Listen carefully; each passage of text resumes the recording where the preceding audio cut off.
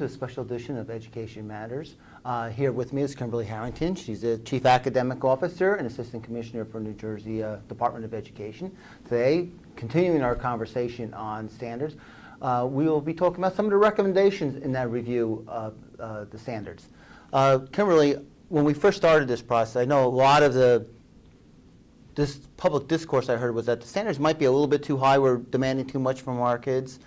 So I was a little intrigued that a couple of some of the recommendations seem to be the opposite of that, particularly in English language arts. Could you explain that? Yeah, I was equally surprised as well, given what I've heard, the buzz that you hear. But what we found was that all of the recommendations where a grade change was suggested were all to be moved down rather than up a grade. And the reason for that, I believe, is that our educators felt really strongly that their students already know these skills and are learning these skills at an earlier age. And so by moving a few of these standards down, it allows them more time to build upon those foundations to grow their students further. Just a point of clarification, by educators, you meant the educators who sat on those committees? Yes, I'm sorry, the educators sitting on the Standards Review Committee and our subcommittees. Kimberly, one of the other recommendations I saw in the themes was relevant connections. Could you explain what that is? Sure. Relevant connections are the way that students relate to things that they're reading. So when you think of yourself as an adult, you think about when you're reading something, your mind is always reeling and it's remembering all these other bits of information it has from lots of different places to help it make additional meaning or impact of what you're reading. And so for children, that's something we have to teach and model. And so they are making connections, whether it's to other things that they've read and it makes them think, oh, I remember that from, or maybe it's thinking about the world around them, be it in their own town or their state or around the world, things that they know are happening, and then also things that exist within their own personal experience that they might bring to something that they're reading. And so in the classroom, when teachers are teaching this, they refer to it as text to text, a child thinking about one book to another, or text to self, thinking about what they're reading in relationship to their self, or text to world.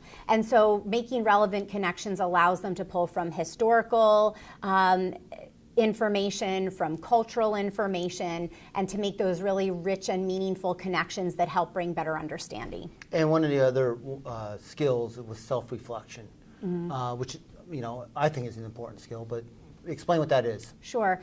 Self-reflection is really important because, again, that's that ability to read something and then to reflect and to think about either how it pertains to your own life or to something that you're involved in or connections that you can make with it. And so teaching children to pause and to reflect and to make those connections, we might think that happens automatically because as adults we just do it without thinking, but it's actually a skill that must be taught and started at a really young age. So adding that language back in allows educators here in New Jersey to do something that they've known all along is really good practice. I know I had discussed before, you were passionate about public input in the process, and I noticed that one of the recommendations, well actually a couple, came from the librarians.